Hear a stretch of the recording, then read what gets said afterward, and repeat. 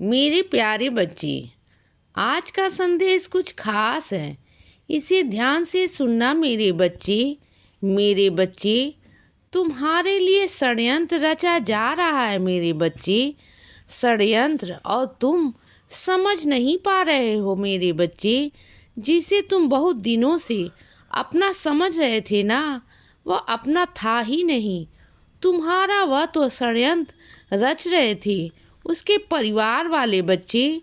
तुम्हारे लिए षड्यंत्र रच रहे थे मेरे बच्चे, और तुम्हें फंसाने की पूरी पूरी कोशिश की थी उनकी। लेकिन ऐन मौके पर मैंने तुम्हें बचा लिया मेरे बच्चे। इसका मतलब यह नहीं कि तुम उनकी बातों में दोबारा से आ जाओ और फंस जाओ। मेरी बातों को ध्यान से सुन रहे हो ना मेरे बच्चे। अब जो हुआ, जो तुम देख पा रहे हो ना, वह सच है मेरे बच्चे। वो लोग तुम्हारे खिलाफ हैं, और इस बात का ध्यान रखना, क्योंकि आज से नहीं, कई दिनों से निगरानी कर रहे हैं वह तुम्हारी। कई दिनों से, कई महीनों से मेरे बच्चे, और तुम समझ नहीं पा रहे हो क्योंकि तुम बहुत भोले हो, बहुत सीधे हो मेरे बच्चे। तुम सबकी मदद करना चाहते हो, सबको अच्छा करना चाहते हो। मानता हूँ मैं, तुम्हारा दिल साफ है मेरे बच्चे, लेकिन तुम्हें यह बात समझनी होगी।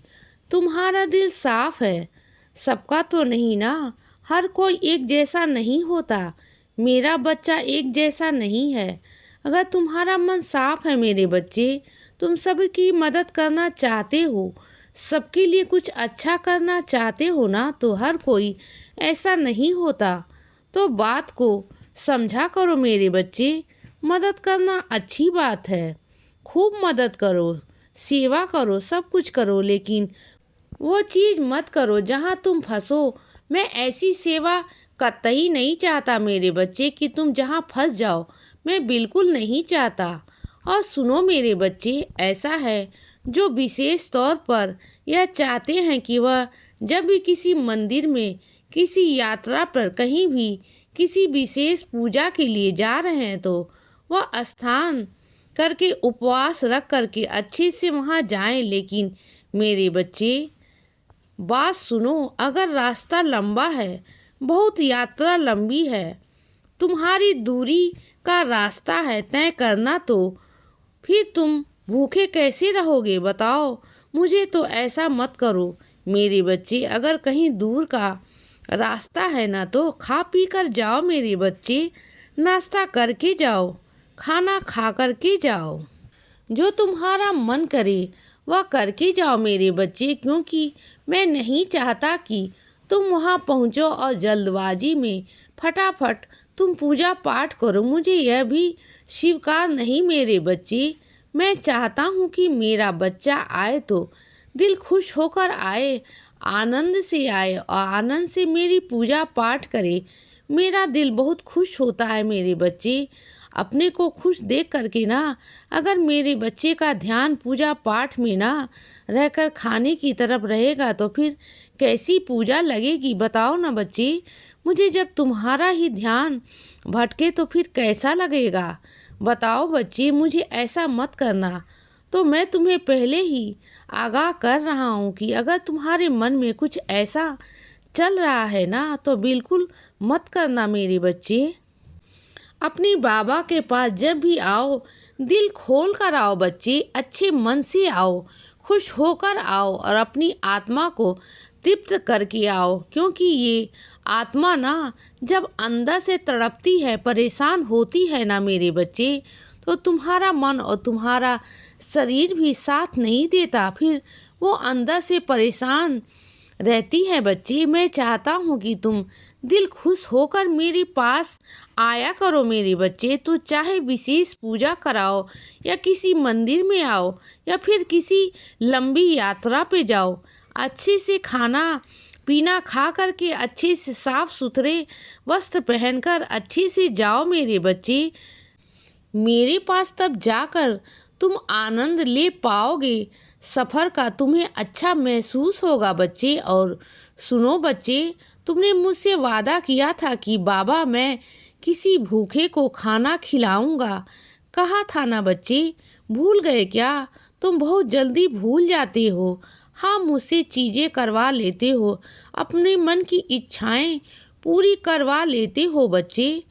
मुझसे कह लेते हो और मैं तुम्हारे मन की इच्छा पूरी भी कर देता हूँ ना।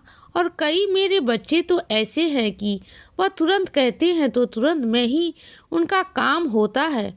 बहुत सारी चीज़ें करवाता हूँ तुम्हारी, लेकिन फिर भी अपने वादों से मुकर जाते हो बच्चे। हाँ, अपने वादों से मुकरा मत करो मेरे बच्चे। और सुनो, आज तुम्हें ना 43वां अध्याय पढ़ना है मेरे बच्चे। 33वां अध्याय तुम्हें पढ़ना है।